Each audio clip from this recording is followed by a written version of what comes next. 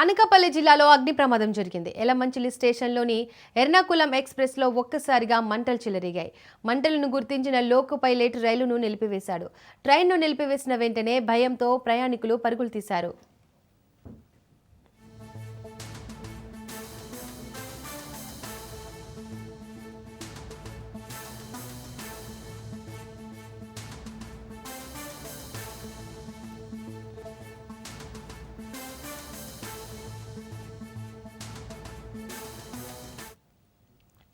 B1 బోగిలో చెలరేగిన మంటలు M1, B2 బోగిలకు వ్యాపించి పూర్తిగా దగ్ధమయ్యాయి. దీంతో అప్రమత్తమైన రైల్వే సిబ్బంది ఇతర కోచ్లను వేర్చేశారు. ఘటనా స్థలానికి చేరుకున్న అగ్నిమాపక సిబ్బంది 4 ఫైర్ ఇంజన్లతో మంటలను అదుపు చేశారు. విశాఖ నుంచి విజయవాడ వైపు వెళ్లే రైలు అంతరాయం ఏర్పడింది. 2 బోగిలో ప్రయాణికులను తరలించేందుకు అధికారులు ఏర్పాట్లు చేస్తున్నారు.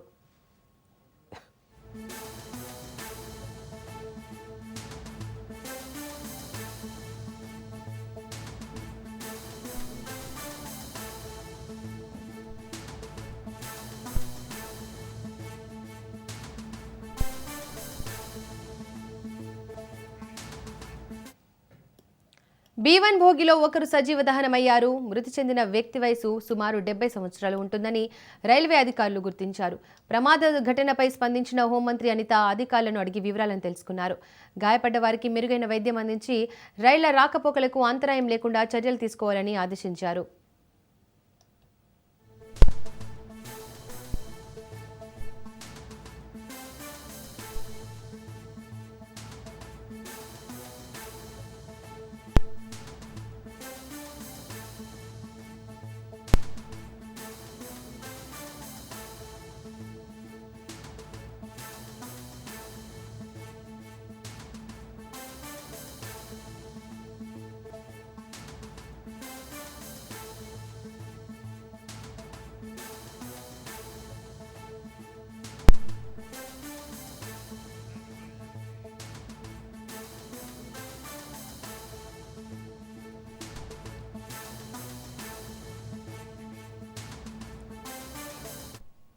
అనకాపల్లి జిల్లాలో అగ్ని ప్రమాదం జరిగింది. ఎలమంచిలి స్టేషన్లోని ఎర్నాకులం ఎక్స్ప్రెస్లో ఒక్కసారిగా మంటలు చెలరేగాయి. మంటలను గుర్తించిన లోకో పైలట్ రైలును నిలిపివేశాడు. ట్రైన్ను నిలిపివేసిన వెంటనే భయంతో ప్రయాణికులు పరుగులు తీశారు.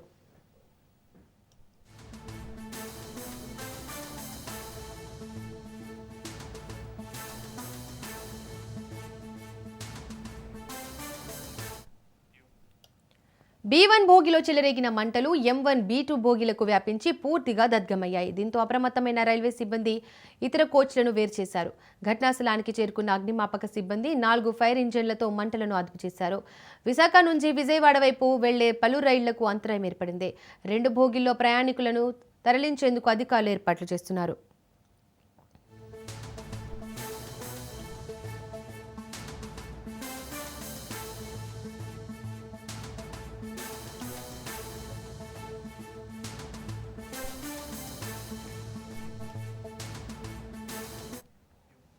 రైట్, ఇదే అంశానికి సంబంధించి మోర్ డీటెయిల్స్ మా ప్రతినిధి నందకుమార్ అందిస్తారు. నందకుమార్, అనకాపల్లి జిల్లా ఎలమంచిలి స్టేషన్లో ఎర్నాకులం ఎక్స్ప్రెస్లో మంటలు ఎలా చెలరేగాయి? దానికి సంబంధించి డీటెయిల్స్ ఏంటి? Thank you Deepika. అనకాపల్లి జిల్లా ఎర్నాకులం ఎక్స్ప్రెస్ లోనైతే ఈ తెల్లవారుజామున అంటే అర్ధరాత్రి 12:45 నుంచి 1 గంట లోపల ఈ యొక్క ప్రమాదం జరిగినట్టుగా ప్రత్యక్ష సాక్షులు అయితే తెలియజేస్తున్నారు. ముఖ్యంగా ఒక్కసారిగా B1, M2 బోగీలు ఏవైతే ఆ 2 కూడా ఏసీ బోగీలైన నేపథ్యంలో ఒక్కసారిగా ఆ ఏసీ బోగీల నుండి స్మోక్ రావడం, ఆ రెండిట్లోని ఉన్న ప్రయాణికులు ఉలిక్కిపాటు పడి ఒక్కసారిగా బచావో బచావో అంటూ తమ ప్రాణాలను కాపాడుకునే దిశగా ఇమీడియట్ గా వాళ్ళు అక్కడ స్టేషన్ దగ్గర దిగే ప్రయత్నం చేశారు. అయితే అంతకన్నా ముందు లోకో పైలట్ ఇలా 2 బోగీల నుంచి స్మోక్ వస్తుందని చూసి వెంటనే ఎలమంచిలి రైల్వే స్టేషన్ లో ఆపే ప్రయత్నం అయితే చేశారు. ముఖ్యంగా ఎర్నాకులానికి సంబంధించి ఈ ట్రైన్ కి ఎలమంచిలిలో స్టాప్ అనేది లేదు. ఎందుకంటే ఎలమంచిలి రైల్వే స్టేషన్ అనేది చాలా చిన్న రైల్వే స్టేషన్. అక్కడ హాల్ట్ లేకపోయినప్పటికీ కూడా డ్రైవర్ లోకో పైలట్ గార్డు అప్రమత్తం అయ్యి ఒక్కసారిగా దాన్ని ఎలమంచిలి రైల్వే స్టేషన్ లో ఆపే ప్రయత్నం చేశారు. వెంటనే ప్రయాణికులందరూ కూడా ఆ యొక్క ట్రైన్ నుంచి దిగే ప్రయత్నం చేశారు. మనకున్న సమాచారం వరకు B1, M2 2 ఏసీ బోగీలు అవడం, దాదాపు 150 మంది వరకు ప్రయాణికులు ఉన్నట్టుగా కూడా మనకు సమాచారం అయితే అందుతుంది. అయితే ప్రమాదవశాత్తు ఒక ఏజ్డ్ పర్సన్ 71 సంవత్సరాలు ఉన్న ఒక ఏజ్డ్ పర్సన్ మాత్రం ఆ మంటలకి ఆహుతి అయిపోయినట్టుగా ఇప్పటికే అధికారులు దాన్ని ధృవీకరించారు. అయితే ఆ యొక్క ప్రయాణికుడు తాలూకా డీటెయిల్స్ అన్ని కూడా ఈ ప్యాసింజర్ లిస్ట్ లో రిజర్వేషన్ దీంట్లో ఒకసారి వెరిఫై చేస్తూ వాళ్ళ యొక్క బంధువులకి చెప్పే ప్రయత్నం కూడా తెలియజేసే ప్రయత్నం కూడా చేస్తున్నారు. అయితే ఈ యొక్క ఘటన ఏ విధంగా జరిగింది, ఎందువల్ల జరిగింది అన్న దానిపైన ఇప్పటికే రైల్వే బోర్డుకి సంబంధించిన ఉన్నతాధికారులు కూడా దర్యాప్తు అయితే కొనసాగిస్తున్నారు. ముఖ్యంగా పోలీస్ డిపార్ట్మెంట్ అలాగే అగ్నిమాపక సిబ్బంది ఒక్కసారిగా తేరుకొని, ఎందుకంటే ప్రయాణికులు వెంటనే వాళ్ళకి ఒక ఇన్ఫర్మేషన్ ఇవ్వడం తోటి అక్కడికి అగ్నిమాపక శాఖకి సంబంధించిన ఫైర్ ఇంజిన్స్ 4 కూడా సంఘటనా స్థలానికి అయితే ఎలమంచిలి రైల్వే స్టేషన్ కి చేరుకొని వాటిని అయితే అదుపులోకి తీసుకుని వచ్చే ప్రయత్నం అయితే ఇమ్మీడియట్ గా చేయడం జరిగింది. రాజ్ న్యూస్ లో కూడా ఈ యొక్క ఎక్స్క్లూజివ్ విజువల్స్, ఆ మంటలో ఫైర్ సంబంధించిన అగ్నిమాపక శాఖకు సంబంధించిన సిబ్బంది ఈ యొక్క భోగిల నుంచి వస్తున్న ఆ యొక్క అగ్ని మంటల్ని ఇమీడియట్ గా ఆపే ప్రయత్నం చేశారు. ఒక్కసారిగా ఇటు నక్కపల్లి అలాగే ఎలమంచిలికి సంబంధించిన ఫైర్ స్టేషన్స్ నుంచి 4 శకటాలు అక్కడికి చేరుకొని వాటిని అదుపులోకి తీసుకొచ్చే ప్రయత్నం చేశారు. వెంటనే మనకున్న సమాచారం మేరకు దాదాపు ఇది 5 స్టేట్లు టచ్ చేసుకుని వెళ్ళే ఈ ఎర్నాకుళం ఎక్స్ప్రెస్ అనేది ఇక్కడ మూడవ స్టేట్ గా ఆంధ్రప్రదేశ్ ని చెప్పుకోవచ్చు. ఇది ఇక్కడ నుంచి టాటా నగర్ వరకు వెళ్లే అవకాశం ఉన్న నేపథ్యంలో ప్రయాణికులు అందరూ కూడా యలమంచిలి రైల్వే స్టేషన్ లోని దిగిపోయారు. ఆ ట్రైన్ లోని మనకున్న సమాచారం మేరకు దాదాపు 2000 మంది ప్రయాణికులు కూడా ఉన్నారు. ప్రాణ నష్టం అనేది ఒక్కటే జరిగింది. ఆస్తి నష్టం మట్టుగా దాన్ని అంచనా వేసే దిశగా ఇప్పటికే రైల్వే బోర్డుకి సంబంధించిన అధికారులందరూ కూడా యలమంచిలి రైల్వే స్టేషన్ కి అయితే చేరుకున్నారు. ముఖ్యంగా విజయవాడకి సంబంధించిన డిఆర్ఎం ఎవరైతే ఉన్నారో ఎప్పుడైతే ఘటన జరిగింది అనగానే ఇమీడియట్ గా స్పాట్ కి అయితే చేరుకుని ప్రయాణికులందరికీ కూడా ప్రత్యామ్నాయ ఏర్పాట్లు చేసే దిశగా, అంటే ప్రైవేట్ బస్సుల ద్వారా వీళ్ళందరినీ కూడా విజయవాడ తరలించి అక్కడి నుంచి ఈ యొక్క ప్రయాణికుల యొక్క గమ్యస్థానాలకి తరలించే దిశగా ప్రయత్నం చేస్తున్నారు. రాష్ట్ర డిజాస్టర్ మేనేజ్మెంట్ అండ్ హోంశాఖ మినిస్టర్ గా ఉన్న వంగలపూడి అనిత ఎప్పుడైతే ఈ యొక్క ఘటన జరిగిందో వెంటనే అధికారులతోటి మాట్లాడారు. సంఘటన స్థలానికి అనకాపల్లి జిల్లా ఎస్పీగా ఉన్న తుహిన్ సిన్హా అలాగే జిల్లా కలెక్టర్ గా ఉన్న విజయ్ కృష్ణన్ సంఘటన స్థలానికి చేరుకొని ప్రయాణికులందరికీ కూడా ప్రత్యామ్నాయ ఏర్పాట్లు చేస్తూ వాళ్ళందరికీ భరోసా ఇచ్చే దిశగా కూడా ప్రయత్నం చేశారు. అయితే చనిపోయిన వ్యక్తి వివరాలు కూడా తెలియజేసుకొని వాళ్ళ యొక్క కుటుంబ సభ్యులకి తెలియజేసే ప్రయత్నం కూడా చేస్తున్నారు. అయితే ఈ యొక్క ఘటన అర్ధరాత్రి 12:45 నుంచి 1 గంట మధ్యలో జరిగినట్టుగా మనకి సమాచారం అయితే అందుతుంది. ప్రస్తుతానికి ఉన్నతాధికారులు అందరూ కూడా అక్కడికి చేరుకున్నారు. అలాగే విశాఖపట్నానికి సంబంధించి ఫోర్నిక్స్ ల్యాబ్ కి సంబంధించిన డిపార్ట్మెంట్ సిబ్బంది కూడా ఇక్కడ నుంచి బయలుదేరి ఈ యొక్క ఘటన జరగడానికి గల కారణాలు ఏంటన్న దానిపైన ఇప్పటికే ఆరా తీసే ప్రయత్నాలు కూడా చేస్తున్నారు. ముఖ్యంగా అక్కడ ఉన్న ప్రత్యక్ష సాక్షులు తెలియజేసేది క్లియర్ గా 2 ఏసీ బోగీలు అవ్వడం, ఒక్కసారిగా బ్లాంకెట్స్ ఉన్న ఏరియా దగ్గర ఏదైనా ఫైర్ షార్ట్ సర్క్యూట్ అవ్వడం వల్లనే ఈ యొక్క ఫైర్ స్టార్ట్ అయింది అన్నట్టుగా చెప్తున్నారు. కానీ దాని యొక్క బేస్ చేసుకొని ఇప్పటికే రైల్వే బోర్డుకి సంబంధించిన ఉన్నతాధికారులు అలాగే ఫైర్ కి సంబంధించిన అధికారులు అందరూ కూడా ఒక దర్యాప్తు బృందాలుగా ఏర్పడి వాటిని స్క్రూటినీ చేసే దిశగా ప్రయత్నాలు అయితే చేస్తున్నారు. ఒక్కసారిగా యలమంచిల్లో జరిగిన ఈ యొక్క ఘటన నేపథ్యంలో ఇటు విశాఖపట్నం నుండి విజయవాడ వెళ్లి విజయవాడ నుంచి విశాఖపట్నం వచ్చే ట్రైన్లన్నీ కూడా దాదాపు 4 గంటల పాటు ఆలస్యంగా నడిచే అవకాశాలు ఉన్నది. ఎందుకంటే ఈ యొక్క బోగీలు 2 కూడా దగ్నం అయ్యేది మెయిన్ స్ట్రీమ్ లైన్ మీద ఉన్నప్పుడు జరిగింది కాబట్టి వీటిని అక్కడి నుంచి తీసి మిగతా బోగీలన్నింటినీ కూడా సెపరేట్ చేసి వాటినన్నింటినీ పంపించే ప్రయత్నం అయితే చేస్తున్నారు. అయితే మెయిన్ స్ట్రీమ్ లైన్ మీద ఈ యొక్క ఘటన జరిగిన నేపథ్యంలో మిగతా ట్రైన్స్ అన్ని కూడా కొంత మేరకు 4 గంటలు లేట్ గా వచ్చే అవకాశం ఉన్నది. ఇటు జన్మభూమి అలాగే టాటా నగర్ కి సంబంధించిన ఎక్స్ప్రెస్లు అలాగే ఈ యొక్క ఇది మిగతా ఎక్స్ప్రెస్ ట్రైన్స్ ఏవేవైతే ఉన్నాయి తిరుపతి ఎక్స్ప్రెస్ ఇటువంటి వాటన్నిటికీ కూడా 4 అవర్స్ లేట్ గా నడుస్తాయని ఇటు విశాఖపట్నానికి సంబంధించి ఈస్ట్ కోస్ట్ రైల్వే అలాగే సౌత్ సెంట్రల్ రైల్వేకి సంబంధించిన వాళ్ళందరూ కూడా ఇప్పటికే ప్రయాణికులకి వారికి ఇంటిమేషన్స్ ఇస్తున్నారు. ఏదేమైనప్పటికీ ఇక్కడ ఒక్కసారిగా అర్ధరాత్రి జరిగిన ఇటువంటి ఘటనల నేపథ్యంలో రైల్వే ప్రయాణికుల్లో ఒక ఉలికిపాటు వచ్చింది. ఆస్తి నష్టం అయితే మట్టుగా భారీగా ఉన్న నేపథ్యంలో భారీ క్రేన్లు ఏదైతే రైల్వే శాఖకు సంబంధించిన భారీ క్రేన్లు ఇప్పుడే సంఘటనా స్థలానికి చేరుకొని వాటిని లూప్ లైన్ ట్రాక్ లోకి మార్చే విధంగా కూడా ట్రాకింగ్ అయితే చేస్తున్నారు.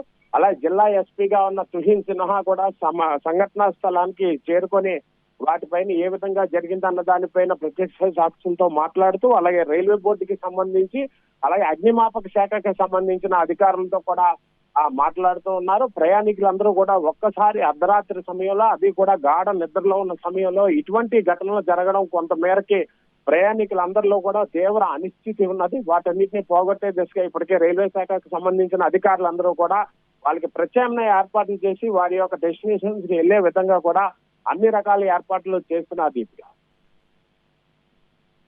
Thank you.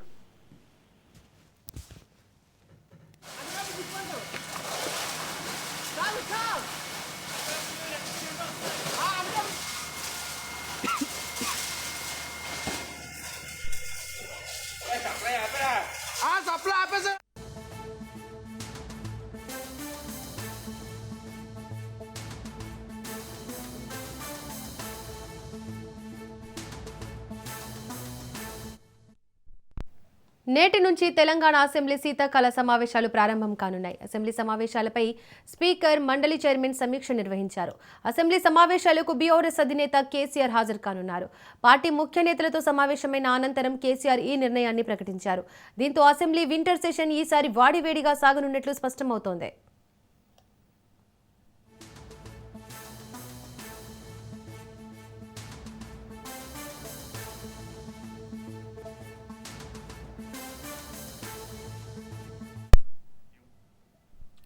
ఇప్పటి వరకు కేసీఆర్ 2 సార్లు మాత్రమే అసెంబ్లీ సమావేశాలకు హాజరయ్యారు. మొదటిసారి గవర్నర్ ప్రసంగానికి కాక రెండోసారి బడ్జెట్ ప్రసంగం సమయంలో మాత్రమే కేసీఆర్ అసెంబ్లీకి వచ్చారు. ఇక కేసీఆర్ అసెంబ్లీ సమావేశాలకు హాజరవుతారన్న సమాచారం నేపథ్యంలో ప్రాధాన్యత సంతరించుకుంది. సమావేశాల్లో ముఖ్యంగా కృష్ణా గోదావరి నదీ జలాల హక్కుల రక్షణ, 2 ఏళ్ల కాంగ్రెస్ పాలన, పాలమూరు రంగారెడ్డి ఎత్తిపోతల పథకానికి నీటి కేటాయింపులు తగ్గుదల, రైతు రుణమాఫీ తదితర అంశాలపై చర్చించనున్నారు.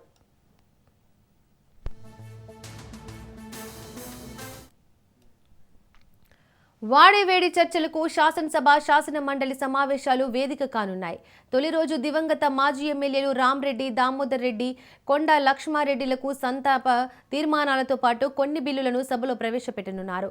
జీహెచ్ఎంసీలో ఓఆర్ఆర్ పరిధిలోని మున్సిపాలిటీల విలీనం, వార్డుల సంఖ్య 150 నుంచి 300కి పెంపు, స్థానిక సంస్థల ఎన్నికల్లో 2 పిల్లల నిబంధన తొలగింపు, తెలంగాణ జీఎస్టీ సవరణ, ఉద్యోగుల హేతుబద్ధీకరణ, వేతన నిర్మాణ సవరణకు సంబంధించిన 2 ఆర్డినెన్స్లు, పంచాయతీరాజ్ చట్ట సవరణ, పంచాయతీరాజ్ గ్రామాభివృద్ధికి సంబంధించి గెజెట్ ప్రచురణల ఆర్డినెన్స్లను ఈ సమావేశాల్లో చట్టబద్ధత కల్పించనున్నారు.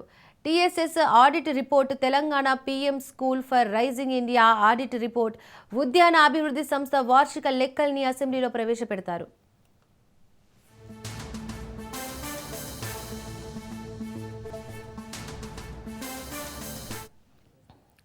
తొలి రోజు సమావేశాలు ముగిసిన అనంతరం ఉభయ సభలు వచ్చే నెల 2కు వాయిదా పడే అవకాశాలున్నాయి. 30న వైకుంఠ ఏకాదశి, 31న ఆంగ్ల సంవత్సరం చివరి రోజు. జనవరి 1 తొలి రోజును పురస్కరించుకొని సమావేశాలు నిర్వహించడం లేదని తెలుస్తోంది. తొలి రోజు ఉభయ సభల వాయిదా అనంతరం బిజినెస్ అడ్వైజరీ కమిటీ సమావేశాలు నిర్వహిస్తారు. ఎన్ని రోజుల పాటు సభలు నిర్వహించాలో నిర్ణయిస్తారు.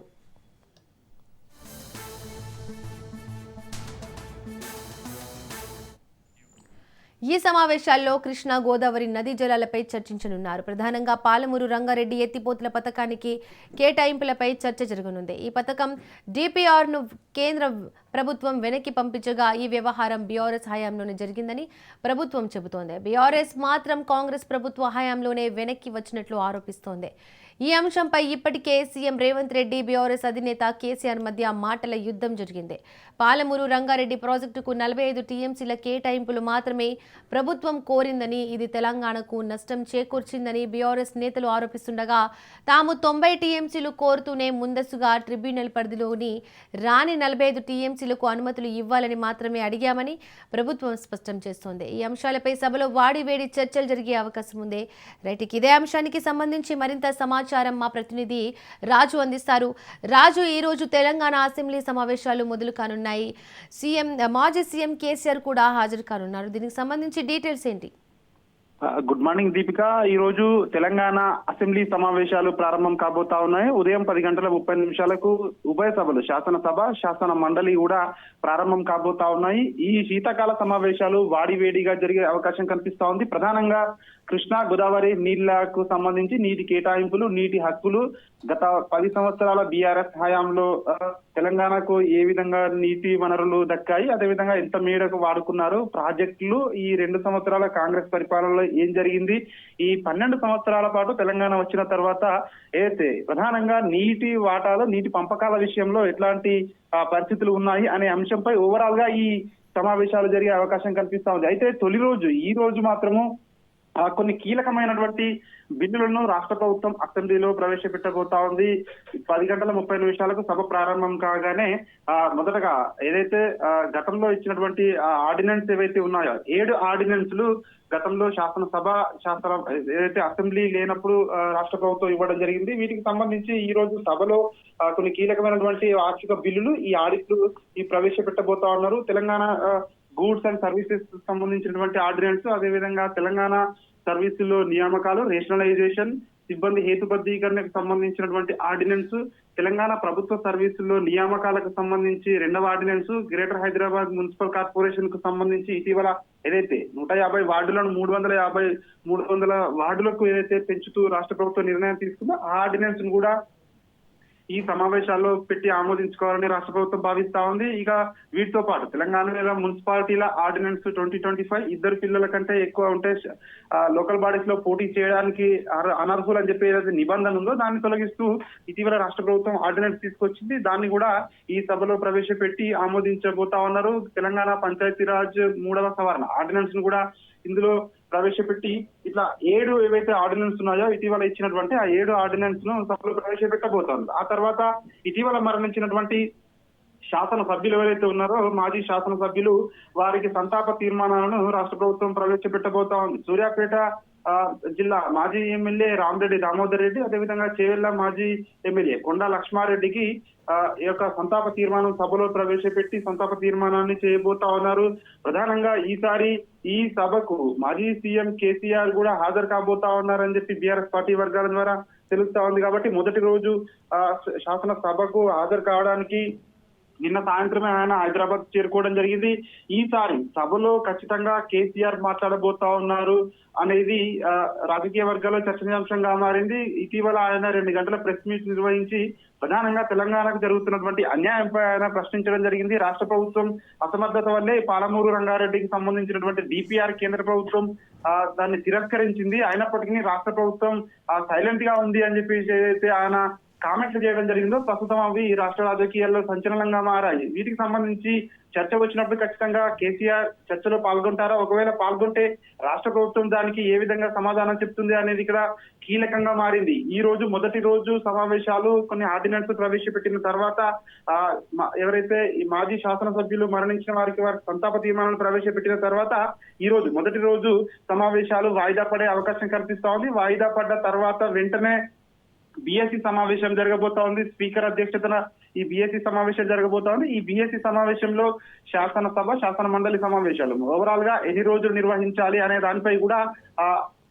ఈ రోజు ఈ బిఎస్సిలో నిర్ణయం తీసుకోబోతా ఉన్నారు. ఇప్పటికైతే 5 రోజుల పాటు సమావేశాలు నిర్వహించాలనే ఉద్దేశంతో ప్రభుత్వం ఉన్నట్టుగా కూడా తెలుస్తోంది. అయితే వీటిని మరిన్ని రోజులు పెంచాలా లేకుంటే ఏం చేయాలనే దానిపై కూడా ఈ రోజు బిఎస్సి సమావేశంలో క్లారిటీ అయితే వచ్చే అవకాశం కనిపిస్తోంది. ప్రధానంగా ఏదైతే పాలమూరు రంగారెడ్డి అదేవిధంగా ఈ ప్రాజెక్టు జరగకపోవడానికి ఇంకా పూర్తి కాకపోవడానికి కారణాలు డిపిఆర్ వెనక్కి రావడం, దీనికి నీటి కేటాయింపులు అనే అంశాలపై ప్రధానంగా ఇప్పటికే రాష్ట్ర ప్రభుత్వం దీనికి సంబంధించి పూర్తి స్థాయి ఏదైతే పవర్ పాయింట్ ప్రజెంటేషన్ ఇచ్చేందుకు ఇప్పటికే కసరత్తు పూర్తి చేసిందని చెప్పేసి కూడా తెలుస్తా ఉంది. ఇక కాళేశ్వరం ప్రాజెక్ట్ లో జరిగినటువంటి అవకతవకలు, బీఆర్ఎస్ ప్రభుత్వ వైఫల్యాన్ని అని చెప్పేసి కూడా పెద్ద ఎత్తున ఇప్పటికే ఇటు ప్రతిపక్షంపై అధికార పార్టీ విమర్శలు చేస్తా ఉంది. దానికి సంబంధించి కూడా పీపీటీ ఇచ్చేందుకు ఇప్పటికే ప్రభుత్వం అధికారులు కూడా దీనికి పీపీటీ సిద్ధం చేసినట్టుగా కూడా తెలుస్తా ఉంది. ప్రధానంగా నీటి వాటాలు ఎవరు నీటి వాటాలు తాకట్టు పెట్టారు, రాష్ట్ర ప్రయోజనాలను ఏ ప్రభుత్వం తాకట్టు పెట్టింది అని చెప్పి కూడా ఇటు అధికార విపక్షాలు ఇప్పటికే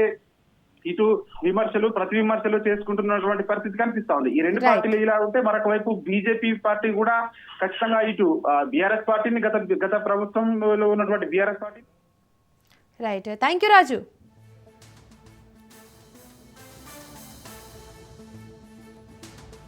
దక్షిణాది కుంభమేళ తరహాలో అతిపెద్ద మేడారం మహాజాతరగా నిర్వహించేందుకు ప్రభుత్వం ఏర్పాట్లు సిద్ధం చేస్తోంది.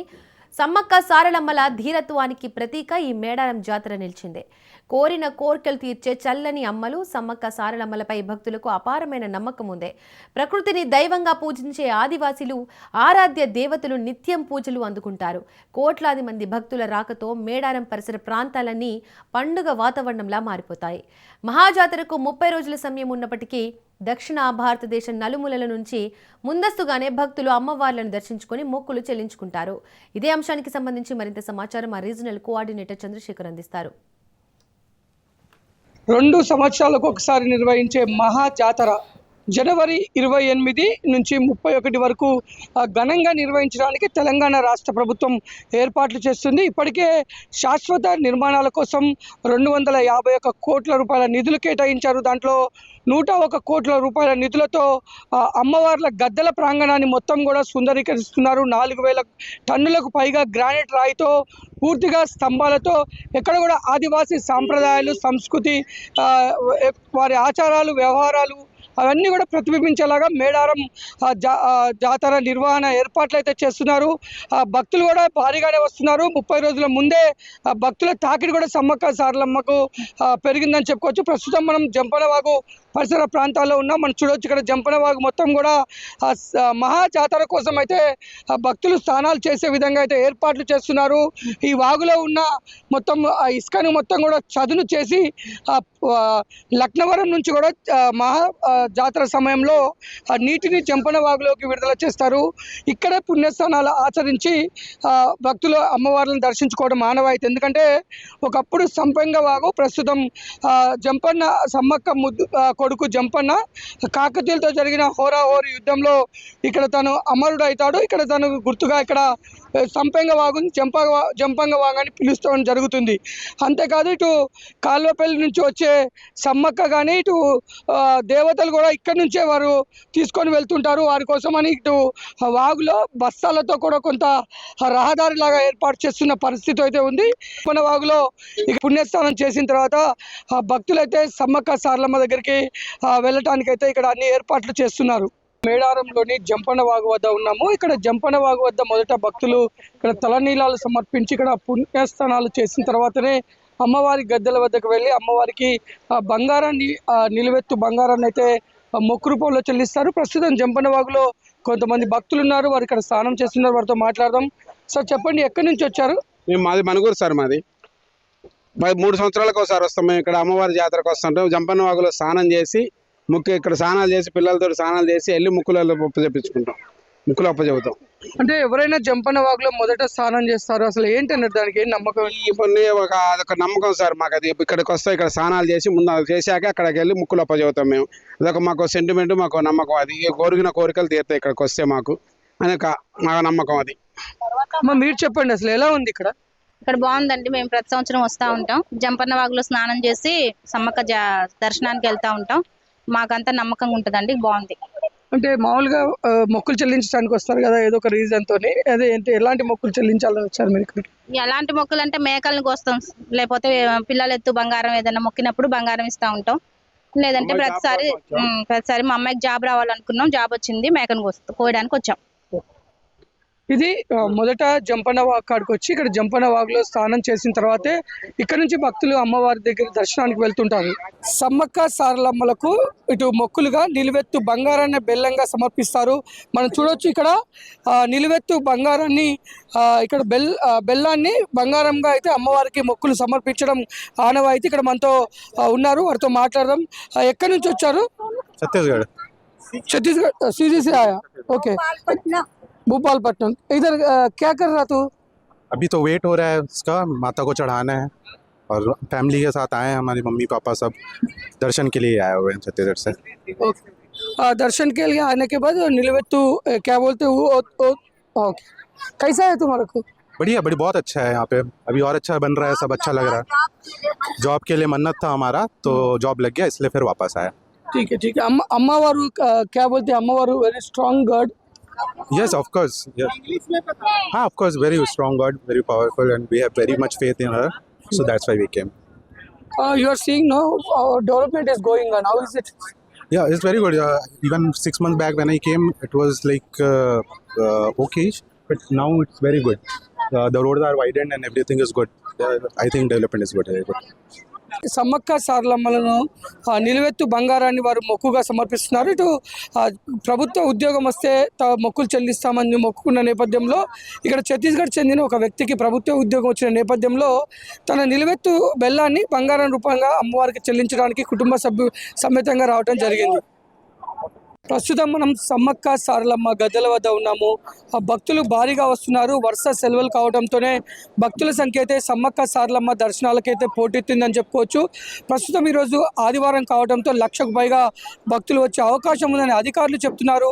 ప్రస్తుతం మనం గద్దెల ప్రాంగణంలో ఒక పక్క అభివృద్ధి పనులు జరుగుతున్నాయి, మరొక పక్క భారీగా భక్తులు వస్తున్న నేపథ్యంలో భక్తులకు ఎలాంటి ఇబ్బందులు కలగకుండా అయితే అధికారులు అయితే ఏర్పాట్లు చేశారు. మనతో కొంతమంది భక్తులు ఉన్నారు, వారితో మాట్లాడారు. సార్, ఎక్కడి నుంచి వచ్చారు, అసలు ఎలా మొక్కులు చెల్లించుకున్నారు సార్? సిద్దిపేట జిల్లా నుంచి వెళ్ళి రావడం జరిగింది. కోయడ మండలం నుంచి వెళ్ళి మా పెద్దన్నయ్య వాళ్ళు బాంబేలో ఉంటారు. వాళ్ళు బాంబే నుంచి వెళ్ళి అమ్మవారిని దర్శించుకోవడానికి ఇక్కడ రావడం జరిగింది. పిల్లలను తీసుకొని మా అన్నయ్య వాళ్ళని తీసుకొని ఇక్కడికి రావడం జరిగింది. తెలంగాణ కుంభమేళగా పిలుస్తున్నటువంటి ఈ అమ్మవార్ల దర్శించుకోవడం చాలా ఆనందదాయకం మాకు. అదేవిధంగా ఆదివాసీ గిరిజన జాతి బిడ్డలైనటువంటి సమ్మక్క సారలమ్మ వీరోచితమైనటువంటి పోరాటాలతో ఈ ప్రాంతంలో అనేక లక్షల కోట్లాది భక్తులకు ఇలవేల్పుగా అయినటువంటి ఈ జాతరను ప్రస్తుతం అభివృద్ధి పనుల పేరుతోటి గద్దెల విస్తరణ కార్యక్రమం జరుగుతుంది. కానీ ఇంకా పనులు వేగంగా జరగవలసినటువంటి అవసరం ఎంతైనా ఉన్నది. ఇక్కడ రోడ్ల నిర్మాణం కానీ సక్రమంగా లేదు. వచ్చేటువంటి పరిస్థితుల్లో మేము అక్కడ డైవర్షన్ పెట్టి ఎక్కడో దూరం నుంచి వెళ్ళి చాలా ఇంకా 20-30 కిలోమీటర్ల దూరం నుంచి లోపలికి పంపించడం జరుగుతుంది. వాళ్ళు ఈ పనులు అనేటువంటివి జాతర సమీపంలో ఉన్నది. ఇప్పటి వరకే పూర్తి చేయవలసి ఉండేది, కానీ జాతర అతి దగ్గర 20 రోజులు కూడా లేదు. అయినా రోడ్ల నిర్మాణం పూర్తి కాలేదు. ఇక్కడ ఇంకా అభివృద్ధి పనులు అనేటువంటి చాలా నత్తనడక నడుస్తున్నాయి. కొన్ని సౌకర్యాలు ఇంకా మౌలిక సదుపాయాలు సామాన్య ప్రజలకు ఎక్కువ కల్పించాల్సిన అవసరం ఎంతైనా ఉన్నది. మనం చూసుకుంటే ఇప్పుడు సమ్మక్క సారలమ్మకు మనం మొక్కులు చెల్లిస్తారు, ఆ బెల్లాన్నే బంగారంగా చెల్లిస్తారు. ఇక్కడ ఏ విధంగా ఉంటాయి సాంప్రదాయం? ఇక్కడ ఈ సాంప్రదాయం ఏదైతే ఉంటుందో ప్రపంచంలో ఎక్కడా లేని విధంగా మనం బెల్లాన్నే బంగారంగా తులాభారం వేసి ఇక్కడ అమ్మవార్లకు కానుకలుగా సమర్పించడం అనేటువంటి జరుగుతుంది. ఇది ఒక మన తెలంగాణలో ఉన్నటువంటి ఒక అరుదైనటువంటి జాతర. అదేవిధంగా పిల్లల ఎత్తు కానీ పెద్దవాళ్ళ ఎత్తు కానీ బెల్లాన్ని జోకి మరి ముక్కులుగా బంగారాన్ని అమ్మవారి అమ్మవారి సమ్మక్క సారలమ్మకు సమర్పించుకోవడం జరుగుతుంది. ఇక్కడ అది సాంప్రదాయంగా వస్తుంది మనకి. ఇక్కడ ఇది భక్తులైతే మనకి సెలవులు కావడంతో భారీగా వస్తున్నారు. ఆ భక్తుల తాకడితో అయితే ప్రాంగణం మొత్తం కూడా కిక్కిరిసిపోయిందని చెప్పుకోవచ్చు. సమ్మక్క సారలమ్మ గద్దెల వద్ద అయితే భక్తులు భారీగా వచ్చి మొక్కులు చెల్లించుకుంటున్న పరిస్థితి. ఎక్కడి నుంచి వచ్చారు, ఇక్కడ ఏ విధంగా ఉంది? మాది ఏలూరు జిల్లా జంగారెడ్డి అండి. మరి ఈరోజు సమ్మక్క సారక్క ప్రతి సంవత్సరం వచ్చి మేము దర్శించుకోవడం జరుగుతుంది. 2 సంవత్సరాలు గత 2 సంవత్సరాలు బట్టి మరి ఈరోజు ఈ ఫ్లోటింగ్ చూస్తుంటే, ఎందుకంటే సెలవులు కూడా దగ్గరగా ఉండడం వల్ల మరి జనం అందరూ ఫ్లోటింగ్ బాగా పెరిగి ఈ అమ్మవారి ఆశీస్సులు ఎప్పుడు ఉంటాయని చెప్పి అందరూ కూడా మంచి నమ్మకం అండి. అలాగే డెవలప్మెంట్ కానీ ఇక్కడ ఉన్న డిఓ అందరూ కూడా కొద్దిగా కమిటీ కూడా ఉన్న కొద్దిగా అభివృద్ధి అవుతుంది. మరి ఇంకా అభివృద్ధి అవ్వాలని చెప్పి అమ్మవారి ఆశీస్సులు ఉండాలని చెప్పి మరి మేము కూడా ఎక్కడి నుండో దూరంగా వచ్చిన ఈ తెలంగాణ, ఆంధ్రప్రదేశ్, మీరు అన్నట్టు ఛత్తీస్గఢ్ అన్ని రాష్ట్రాలు కూడా వచ్చి ఈ ప్రజలందరికీ కూడా సౌకర్యాలు కూడా బాగా కలుగుతాయని చెప్పి అమ్మవారి ఆశీస్సులు ఉండబట్టి ఇంకా డెవలప్ అవ్వాలని చెప్పి కోరుకుంటున్నాం. మీరు చెప్పండి, అసలు ఇక్కడ ఏ విధంగా ఉంది? ఏర్పాట్లు చూస్తే మొత్తం సుందరీకరిస్తున్నారు. సమ్మక్క సారక్క జాతరకు భక్తులు కూడా భారీగా వస్తున్నారు. మీరు ఎక్కడి నుంచి వచ్చారు, ఏ విధంగా ఉంది? మా జంగారెడ్డిగూడెం, మాది ఏలూరు జిల్లా నుంచి, ఏలూరు జిల్లా పక్కన జంగారెడ్డిగూడెం మాది. అక్కడి నుంచి వచ్చాం. ఈ అమ్మవారికి గత మేము రెండు సంవత్సరాల నుంచి వస్తున్నాం. ఇక్కడ 2 సంవత్సరాల నుంచి వచ్చేటప్పుడు అప్పుడు చాలా ఇబ్బందులు ఎదుర్కొన్నాం. ఇది ఈ సంవత్సరం వచ్చేటప్పటికి ఇక్కడ అసలు ఒక రేంజ్లో జరుగుతుంది. ఇక్కడ అసలు మామూలుగా లేదు. ఇక్కడ డెవలప్మెంట్ కానీ ఆలయ కమిటీ సభ్యులు మొత్తం చాలా డెవలప్మెంట్ చేస్తుండే. ఇక్కడ గద్దిగాడు కానీ సమ్మక్క సారక్క దగ్గర కానీ అంతా చాలా బాగుంది. వచ్చే జనాల భక్తులకి చాలా సౌకర్యంగా ఉంది ఇక్కడ. అలాగే మన కార్ పార్కింగ్లు పెట్టుకుంటాక కానీ ఎంత జనం వచ్చినా ఈసారి ఎన్ని లక్షల మంది వచ్చినా కానీ ఇక్కడ చక్కగా వచ్చి దర్శనం చేసుకుంటాకి చాలా చక్కగా ఉంది. ఇక్కడ చాలా సౌకర్యంగా ఉంది. ఇక్కడ అన్ని సదుపాయాలు బాగా చేస్తున్నారు. ఇక్కడ ప్రతి రాష్ట్రాన్ని ప్రతి ఏరియా నుంచి వస్తున్నారు. ఇక్కడ అసలు జనం ఇవాళ అసలు సమ్మక్క సారక్క ఇంకా జాతర రాలేదు. జాతర ఎలా ఉంటుందో అలాగ ఉంది ఈ రోజున. ఇక్కడ అంత జనం వచ్చారు. ఇక్కడ వచ్చి అసలు మామూలుగా లేదు, ఆదివారం సెలవు కావడంతో భక్తులు చాలా మంది వచ్చారు. అమ్మవారు అందరినీ ఆశీర్వదించి కోరుకుంటున్నాం. ఇది సమ్మక్క సారలమ్మని దర్శించుకోవడానికి భక్తులు అయితే భారీగా వస్తున్నారు. మనం చూడొచ్చు మొత్తం కూడా గద్దెల ప్రాంగణం మొత్తం కూడా నిండిపోయింది. ఆ గద్దెల ప్రాంగణం మొత్తం నిండిపోయి భక్తులు భారీగా రావటమే కాదు, భక్తులు ఇక్కడ ఆ సమ్మక్కని సారలమ్మని దర్శించుకొని గోవిందరాజు పగిడిరాజు కూడా మొక్కులు చెల్లించుకుంటున్న పరిస్థితి. భారీగా భక్తులు ముఖ్యంగా తెలంగాణతో పాటు తెలంగాణ, ఆంధ్రప్రదేశ్, మహారాష్ట్ర, ఛత్తీస్గఢ్తో పాటు ఒరిస్సా నుంచి కూడా భక్తులు భారీగా వస్తున్నారు. సార్ చెప్పండి, ఎక్కడి నుంచి వచ్చారు, ఏ విధంగా ఉంది? వరంగల్ నుంచి వచ్చామండి. రష్ బాగా ఉంది, ఇంత ఉంటానని అనుకోలేదు. ఇక్కడ ఏర్పాట్లు ఏ విధంగా ఉన్నాయి? ఏర్పాట్లు ఇంకెక్కడ అంటే ఇంకా చాలా పని ఉంది చేసేది. ప్రాంగణం మొత్తం కూడా భారీగా భక్తులు వస్తున్న నేపథ్యంలో భక్తులకు ఎలాంటి ఇబ్బందులు కలగకుండా అధికారులు అయితే ఏర్పాట్లు చేస్తున్న పరిస్థితి. కెమెరామెన్ శివకుమార్తో చంద్రశేఖర్, రాజ్ న్యూస్, వరంగల్.